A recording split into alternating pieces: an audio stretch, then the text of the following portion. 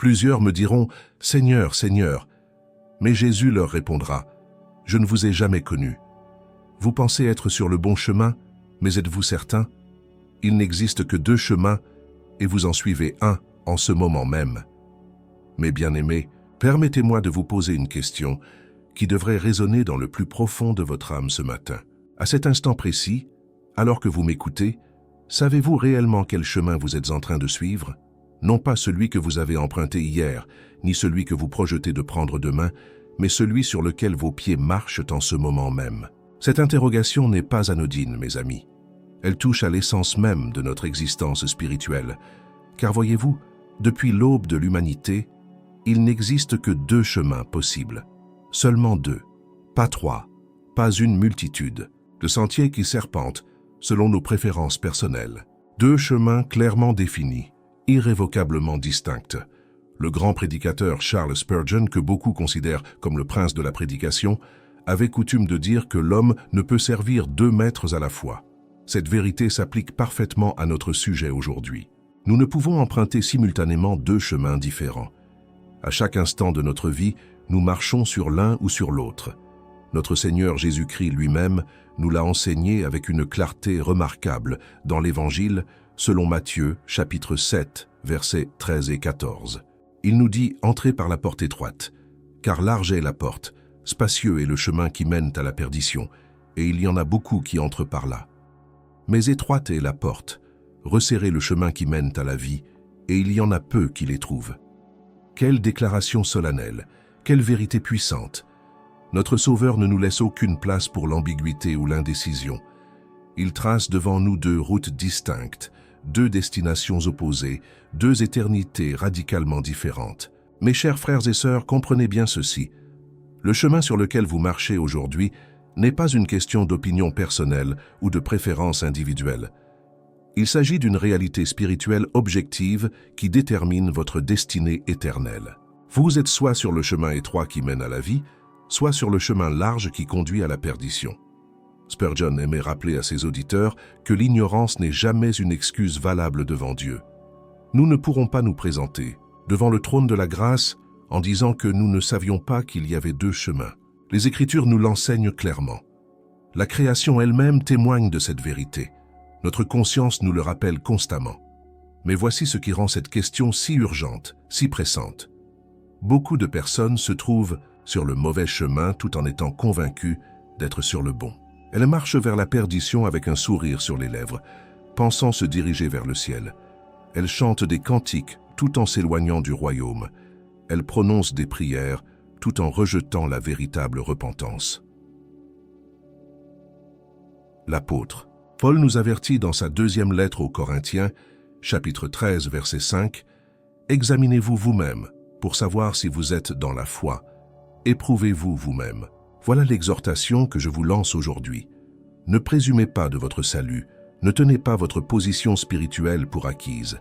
Examinez-vous avec honnêteté et sincérité. Le premier chemin, celui que notre Seigneur appelle le chemin large, possède des caractéristiques bien définies. Il est spacieux, confortable, accommodant. On y trouve une grande foule qui avance joyeusement, sans se poser trop de questions. Ce chemin accepte toutes les philosophies, tolère toutes les doctrines, approuve tous les comportements. Il promet le bonheur sans repentance, le salut sans transformation, le ciel sans sacrifice. Sur ce chemin, mes amis, la vérité est flexible. Chacun possède sa propre version de Dieu, sa propre interprétation des Écritures, sa propre définition du bien et du mal. La religion y devient une affaire de sentiments agréables plutôt qu'une soumission totale à la volonté divine. On y parle beaucoup d'amour, mais rarement de sainteté. On y célèbre la grâce, mais on ignore la repentance. Ce chemin large est pavé de bonnes intentions, décoré de belles paroles, bordé d'activités religieuses impressionnantes. On y trouve des églises magnifiques, des chants harmonieux, des sermons éloquents. Mais au bout de cette route attrayante, se trouve une porte qui s'ouvre sur l'abîme éternel. Le second chemin, celui que Christ appelle étroit, présente un contraste saisissant. Il commence par une porte resserrée, si étroite qu'on ne peut y entrer qu'en se dépouillant de tout orgueil, de toute autosuffisance, de toute confiance en soi-même. Cette porte exige une humiliation complète, une reconnaissance totale de notre nature pécheresse, une dépendance absolue envers la grâce de Dieu. Une fois franchi cette porte, le chemin ne devient pas plus facile. Il demeure étroit, exigeant une vigilance constante. On n'y avance pas en suivant simplement la foule, car les voyageurs y sont peu nombreux. On y progresse en fixant résolument son regard sur Christ, en obéissant fidèlement à sa parole, en portant quotidiennement sa croix. Le livre des Proverbes, chapitre 4, verset 18, nous dit « Le sentier des justes est comme la lumière resplendissante, dont l'éclat va croissant jusqu'au milieu du jour. » Voilà la promesse pour ceux qui empruntent le chemin étroit. Non pas une route facile, mais une route éclairée. Non pas un voyage confortable, mais un voyage qui conduit à la gloire éternelle. Mes bien-aimés, je vous le demande encore une fois, avec toute la solennité que ce sujet mérite. Sur quel chemin marchez-vous en ce moment? Ne répondez pas avec légèreté. Ne vous contentez pas d'une réponse superficielle basée sur votre appartenance à une église ou votre participation à des activités religieuses. Examinez votre cœur, scrutez vos motivations, évaluez votre vie à la lumière de la parole de Dieu. Si vous avez apprécié ce message jusqu'ici, je vous encourage à vous abonner à cette chaîne. Nous continuerons d'explorer ensemble les vérités profondes de l'Évangile qui transforment véritablement nos vies. Vous savez, mes amis, ce qui rend cette question du chemin si cruciale, c'est que nous vivons dans une époque où la confusion règne en maître. Partout autour de nous, des voix s'élèvent pour nous dire que tous les chemins mènent au même endroit, que toutes les croyances se valent, que chacun peut définir sa propre vérité. Mais c'est là un mensonge aussi ancien que le Jardin d'Éden. Le serpent a posé la première question trompeuse à Ève en lui demandant si Dieu avait réellement dit ce qu'il avait dit. Depuis ce jour funeste, l'ennemi de nos âmes n'a cessé de semer le doute sur la clarté et l'autorité de la parole divine. Il murmure à nos oreilles que le chemin étroit est trop restrictif, trop exigeant, trop intolérant. Laissez-moi vous dire quelque chose qui pourrait vous surprendre. Le chemin large n'est pas seulement emprunté par ceux qui rejettent ouvertement Dieu. Non, mes bien-aimés, ce chemin est également fréquenté par d'innombrables personnes religieuses, par des gens qui assistent fidèlement au service du dimanche, qui connaissent leurs cantiques par cœur, qui peuvent réciter des passages entiers des Écritures. Notre Seigneur Jésus nous a mis en garde contre cette illusion dangereuse dans l'Évangile selon Matthieu, chapitre 7, versets 21 à 23. Il déclare « Ceux qui me disent « Seigneur, Seigneur » n'entreront pas tous dans le royaume des cieux, mais celui-là seul qui fait la volonté de mon Père qui est dans les cieux. Plusieurs me diront en ce jour-là « Seigneur, Seigneur, n'avons-nous pas prophétisé par ton nom? N'avons-nous pas chassé des démons par ton nom? Et n'avons-nous pas fait beaucoup de miracles par ton nom? Alors je leur dirai ouvertement, je ne vous ai jamais connu, retirez-vous de moi, vous qui commettez l'iniquité. » Quelle déclaration terrifiante! Quelle révélation effrayante! Des personnes qui accomplissent des œuvres religieuses impressionnantes, qui invoquent le nom du Seigneur, qui exercent même des ministères puissants, mais qui se trouvent néanmoins sur le mauvais chemin. Elles pensent marcher vers le ciel, mais elles se dirigent vers l'enfer. Comment cela est-il possible, demandez-vous? Comment peut-on être si religieusement actif et pourtant spirituellement perdu? La réponse se trouve dans la différence fondamentale entre une religion externe et une transformation interne. Le chemin large accepte volontiers toutes les manifestations extérieures de piété sans exiger le changement profond du cœur que Dieu recherche. Écoutez attentivement, mes frères et sœurs. Vous pouvez chanter les plus beaux cantiques tout en gardant un cœur rempli d'amertume et de rancune. Vous pouvez prononcer les prières les plus éloquentes tout en vivant dans l'hypocrisie et le mensonge. Vous pouvez même prêcher des sermons enflammés tout en méprisant secrètement les commandements divins dans votre vie privée.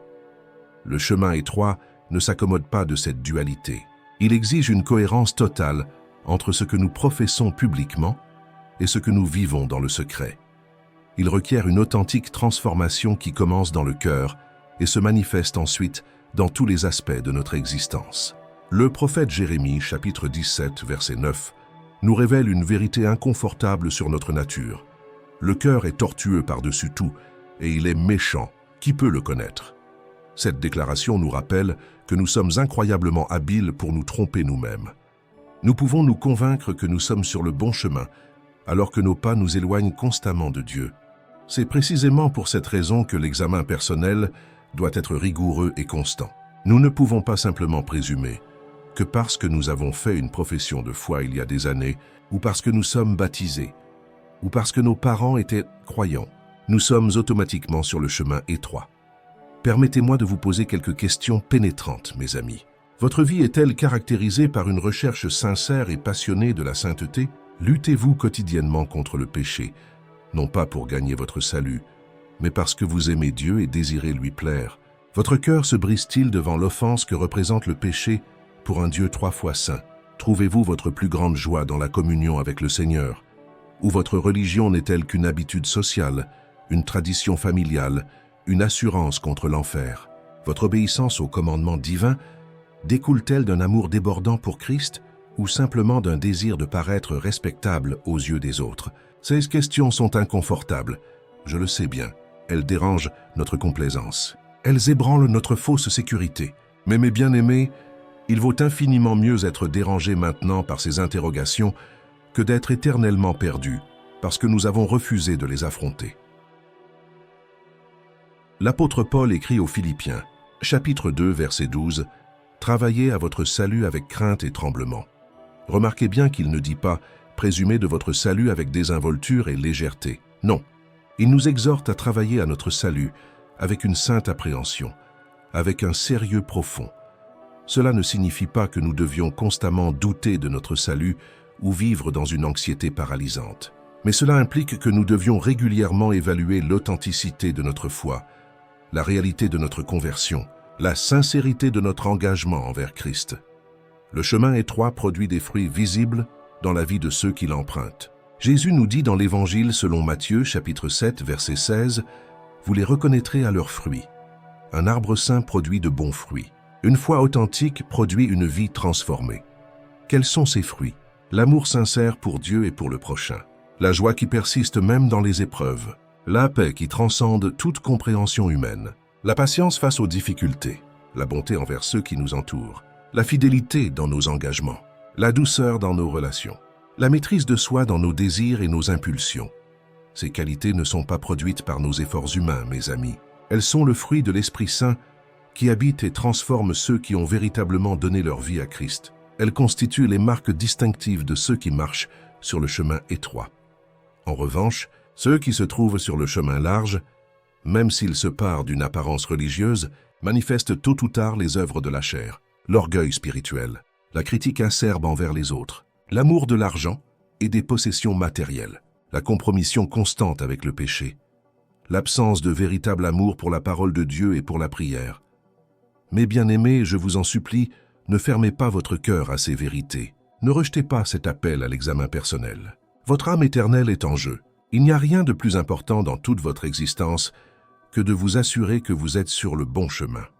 Comprenez bien, mes amis, que ces deux chemins ne sont pas simplement deux façons différentes d'arriver à la même destination. Non, ils conduisent à des destinations diamétralement opposées. L'un mène à la vie éternelle en présence de Dieu, l'autre aboutit à la séparation éternelle d'avec lui. Il n'y a pas de terrain neutre, il n'y a pas de troisième option. Il n'y a pas de zone grise entre ces deux réalités. Certains me diront peut-être, mais n'êtes-vous pas en train d'être trop sévère, trop intransigeant? Ne devrions-nous pas être plus tolérants, plus ouverts, plus inclusifs? Mes bien-aimés, je ne fais que répéter ce que notre Seigneur lui-même a enseigné. Ce n'est pas moi qui ai établi ces deux chemins. C'est la réalité spirituelle que Dieu lui-même a décrétée. La tolérance moderne voudrait nous faire croire que toutes les routes spirituelles mènent au ciel, que toutes les sincérités religieuses sont également valables. Mais la sincérité seule ne suffit pas. On peut être sincèrement trompé. On peut être passionnément dans l'erreur. On peut être religieusement zélé tout en marchant vers la perdition. L'apôtre Pierre nous déclare dans le livre des Actes, chapitre 4, verset 12, « Il n'y a de salut en aucun autre. Car il n'y a sous le ciel aucun autre nom qui ait été donné parmi les hommes, par lequel nous devions être sauvés. » Cette affirmation est exclusive, mes amis. Elle ne laisse aucune place à l'ambiguïté. Le salut ne se trouve qu'en Jésus-Christ seul. Voilà pourquoi il est absolument crucial de discerner sur quel chemin nous nous trouvons. Toutes les bonnes intentions du monde ne peuvent pas nous sauver si nous empruntons la mauvaise route. Toute la sincérité religieuse ne peut pas nous racheter si nous rejetons le seul sauveur que Dieu a pourvu. Permettez-moi de vous parler maintenant d'un aspect particulièrement trompeur du chemin large. Ce chemin présente souvent une apparence séduisante de spiritualité. Il parle de Dieu, mais pas du Dieu révélé dans les Écritures. Il parle du Christ, mais pas du Christ crucifié pour nos péchés. Il parle du salut, mais pas du salut par la grâce seule, par la foi seule en Christ seul. Sur ce chemin large, on trouve une religion confortable qui n'exige jamais de véritable repentance. On y parle d'amélioration personnelle plutôt que de transformation radicale. On y célèbre l'estime de soi plutôt que la reconnaissance de notre indignité devant un Dieu saint. On y prêche un évangile sans croix, une grâce sans repentance, un ciel sans sainteté. Cette contrefaçon est d'autant plus dangereuse qu'elle utilise le vocabulaire chrétien, qu'elle se pare des apparences de la piété, qu'elle se réclame du nom de Christ, mais elle vide l'évangile de sa substance. Elle dépouille la foi de sa puissance transformatrice. Elle remplace la vérité biblique par des philosophies humaines agréables à entendre. Notre Seigneur nous met en garde dans l'Évangile, selon Matthieu, chapitre 24, verset 24. « Car il s'élèvera de faux Christ et de faux prophètes. Ils feront de grands prodiges et des miracles, au point de séduire, s'il était possible, même les élus. » Voyez-vous la subtilité de cette tromperie? Elle est si convaincante que même les élus pourraient être tentés d'y succomber. Comment alors pouvons-nous nous protéger contre cette séduction? Comment pouvons-nous nous assurer que nous sommes bien sur le chemin étroit? La réponse se trouve dans une connaissance approfondie et une obéissance fidèle à la parole de Dieu. Le psalmiste nous dit au psaume 119, verset 105, « Ta parole est une lampe à mes pieds et une lumière sur mon sentier. » Les Écritures sont notre guide infaillible, notre boussole spirituelle, notre protection contre l'erreur. Quand nous connaissons intimement la vérité, nous pouvons reconnaître le mensonge. Mais attention, mes amis, il ne suffit pas de connaître intellectuellement les Écritures. Même les démons connaissent la théologie et ils tremblent, nous dit Jacques. La vraie connaissance biblique doit transformer notre cœur, façonner notre caractère, diriger nos choix quotidiens. Ceux qui marchent sur le chemin étroit ne se contentent pas de lire occasionnellement la Bible. Ils la méditent jour et nuit, ils la cachent dans leur cœur. Ils permettent à la parole de Dieu de sonder leurs pensées les plus intimes, de juger les intentions de leur cœur, de corriger leurs erreurs, de guider leurs pas. De plus, le chemin étroit est caractérisé par une vie de prière authentique. Non pas ces prières rituelles et superficielles que nous récitons machinalement, mais une communion vivante et personnelle avec le Dieu Tout-Puissant, une conversation intime avec notre Père Céleste, une dépendance constante de sa grâce et de sa direction. Jésus lui-même nous a donné l'exemple d'une vie de prière intense. Combien de fois les évangiles nous le montrent-ils, se retirant dans des lieux solitaires pour prier? Si le Fils de Dieu avait besoin de ces moments d'intimité avec le Père, combien plus en avons-nous besoin nous-mêmes? Mais la prière sur le chemin étroit n'est pas simplement une liste de demandes que nous présentons à Dieu comme s'il était un distributeur automatique céleste. C'est une communion profonde, où nous cherchons sa face, où nous désirons le connaître davantage, où nous nous soumettons à sa volonté même quand elle contredit nos désirs personnels. L'apôtre Paul nous exhorte dans sa première lettre aux Thessaloniciens, chapitre 5, verset 17, « Priez sans cesse. » Voilà l'attitude de ceux qui empruntent le chemin étroit. Ils vivent dans une conscience constante de la présence divine. Ils conversent avec Dieu tout au long de leur journée. Ils recherchent sa sagesse dans chaque décision, grande ou petite. Un autre marqueur distinctif du chemin étroit est la communion fraternelle authentique avec d'autres croyants. Non pas simplement une appartenance nominale à une congrégation, mais une participation active à la vie du corps de Christ. Un engagement sincère envers nos frères et sœurs dans la foi. Le livre des Hébreux, chapitre 10, versets 24 et 25, nous dit « Veillons les uns sur les autres, pour nous exciter à la charité et aux bonnes œuvres. N'abandonnons pas notre assemblée, comme c'est la coutume de quelques-uns, mais exhortons-nous réciproquement, et cela d'autant plus que vous voyez s'approcher le jour. » Pourquoi cette communion est-elle si importante? Parce que le chemin étroit peut être solitaire, parce que nous avons besoin d'encouragement mutuel, parce que nous devons nous exhorter les uns les autres à persévérer, parce qu'ensemble, nous sommes plus forts face aux tentations et aux épreuves.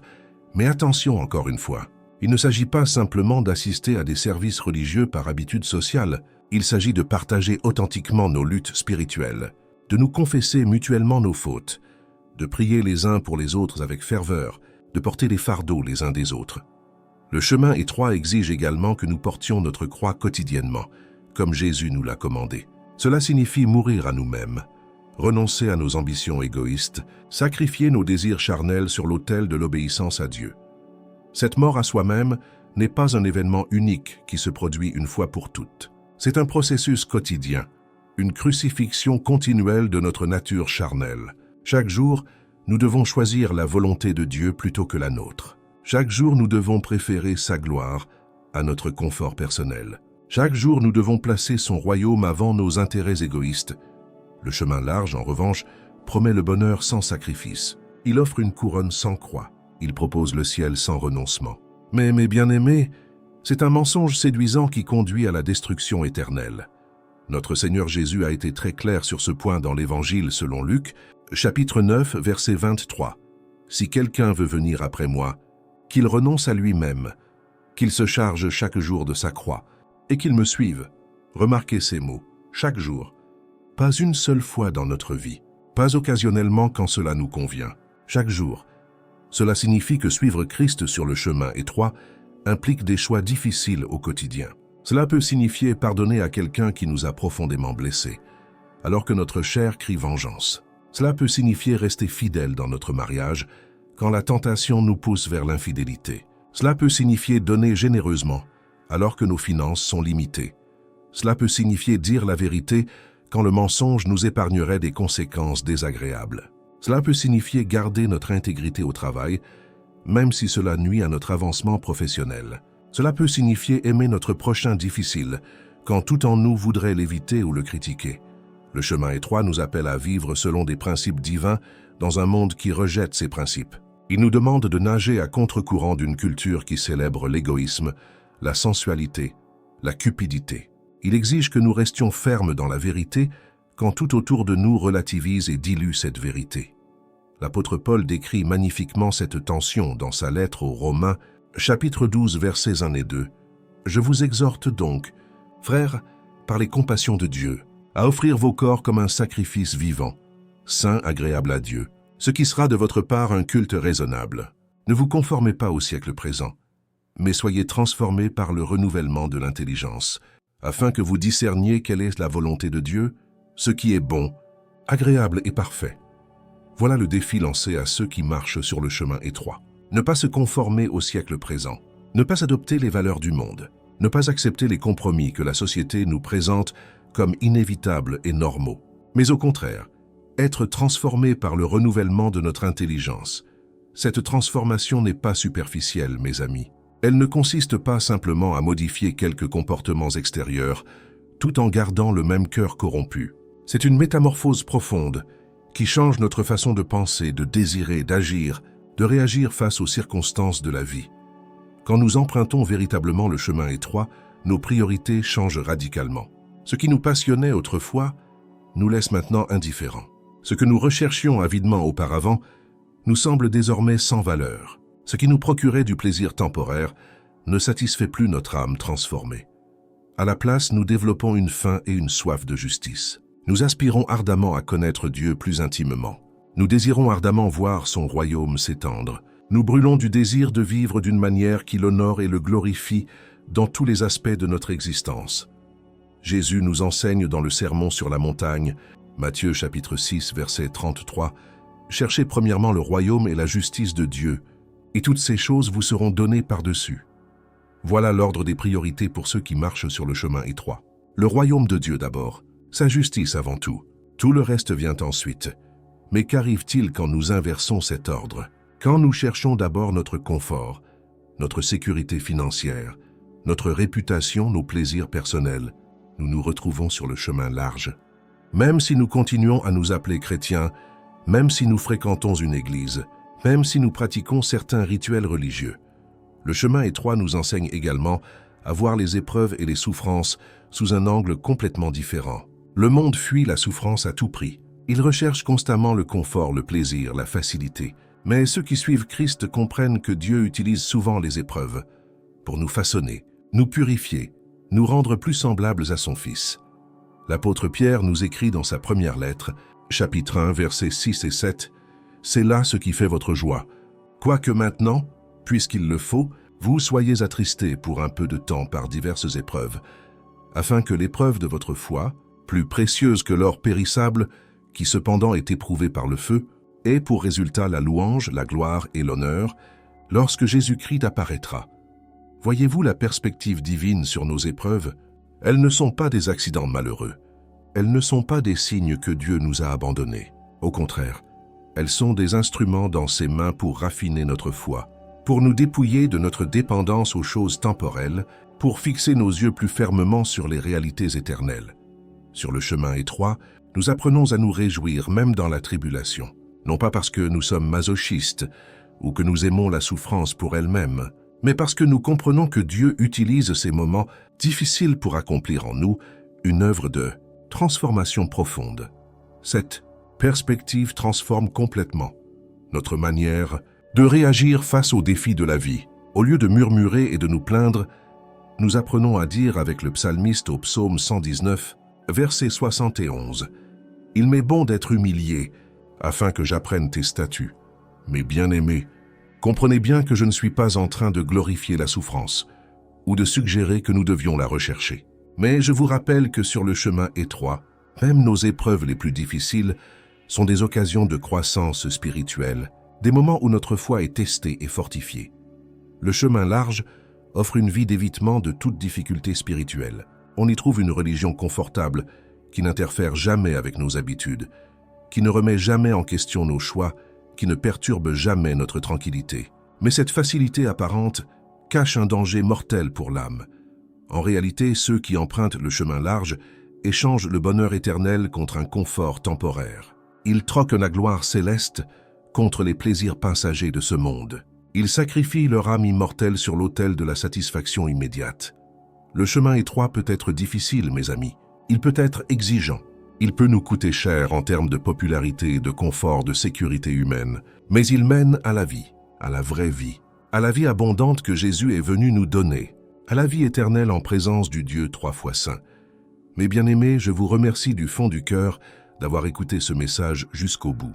Ma prière est que ces paroles aient touché votre âme et vous aient poussé à examiner sincèrement le chemin sur lequel vous marchez en ce moment même. N'oubliez jamais qu'il n'y a que deux chemins et que votre choix détermine votre éternité. Si ce message vous a béni, je vous encourage vivement à vous abonner à cette chaîne pour recevoir davantage d'enseignements qui nourriront votre vie spirituelle. Laissez un commentaire pour partager comment Dieu a parlé à votre cœur aujourd'hui. Cliquez sur le bouton « J'aime » pour que d'autres puissent également découvrir ces vérités essentielles. Et surtout, continuez à regarder les prochaines vidéos qui apparaîtront sur votre écran. Que Dieu vous bénisse abondamment.